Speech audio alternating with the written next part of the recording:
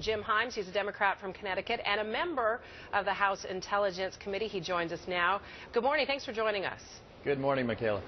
Sir, I want you to maybe outline for us why exactly it is that you oppose the arming and training of Syrian rebels. What exactly are your specific concerns? Well, there are a bunch of them. I should state up front that, like most of my colleagues, I'm in favor of an aggressive approach against ISIS. I, for example, favor the airstrikes. There have been almost 200 of them in the last couple of weeks that have seriously knocked them back on their heels. But when you're talking about essentially creating a proxy army of so-called moderate Syrians, that's a very different calculation. And so what are the concerns? Number one, these are young men, I've met some of them as a part of my role on the Intelligence Committee, who are seething with hatred for President Assad of Syria, and we call them the opposition. Opposition, of course, to Assad. So it's unclear to me, and has been unclear to me, how you take these people and say, okay, we know you really want to go after Assad, but we actually want you to take on these people next to you here, ISIS, because that's the threat to us. That's a very, very complicated mission. Then you've got issues about how much do we control them. We're going to arm them, we're going to train them, we're going to send them into a place where we cannot go.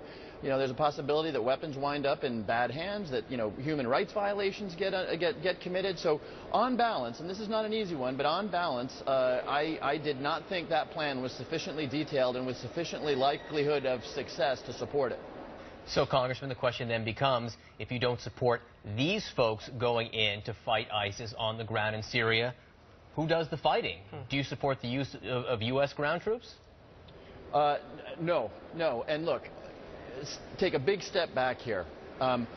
While ISIS and 10 other groups like ISIS are a threat to the United States and to the West, the underlying conflict here, the conflict between Sunni and Shia, the conflict between extremists and moderates, between Syrians and Saudis, between Saudis and Iranians, these are not our fights. And so we shouldn't think that the presumption is that we need to be out front on everything. It is up to the players in the region to, while we can lead, and we can lead with airstrikes, and we can organize international coalitions, they have to solve the underlying problems. If they don't solve the underlying problems, we'll be talking 20 years from now, talking about whether we should increase airstrikes or increase the support we're giving to whatever group of rebels at that point happens to be aligned with our strategy. You talk about the challenges of all of this, but you well know, as we do, that airstrikes are not always without their problems as well. They're hard to do in Syria when you think about how the fact is this is not, like we've talked to generals and colonels here about the fact this is not, you know, there aren't barracks of ISIS fighters, there aren't front lines of ISIS, they're within the population. And so you talk about the potential for humanitarian crisis. We could see civilians in the crosshairs here. Yeah, look, and we need to be very clear with the American people about what it is that we mean when we say victory. And look, the facts are there to see. Airstrikes can knock a foe back on its heels. You know, ISIS is in a lot worse place than it was 4 weeks ago. We can force them to disperse. We can take out their armor because we can find it. But airstrikes alone simply means that they go into caves and villages. Okay, now you get to troops on the ground. Troops can enter caves and enter homes. But look, we had hundreds of thousands of troops on the ground in Iraq and Afghanistan for 10 years. What we do when we do that, and when anybody does that, is you simply put a lid on the underlying problems. You take those ground troops away, and those problems are still there, which is, of course, what we're seeing in Iraq and Afghanistan, which takes me back to the need to address those underlying problems. Congressman, how hard was it for you to split from the president on this vote in arming and training the Syrian rebels yesterday? He's the leader of your party. I mean, what more do you want to see from the president in terms of leadership?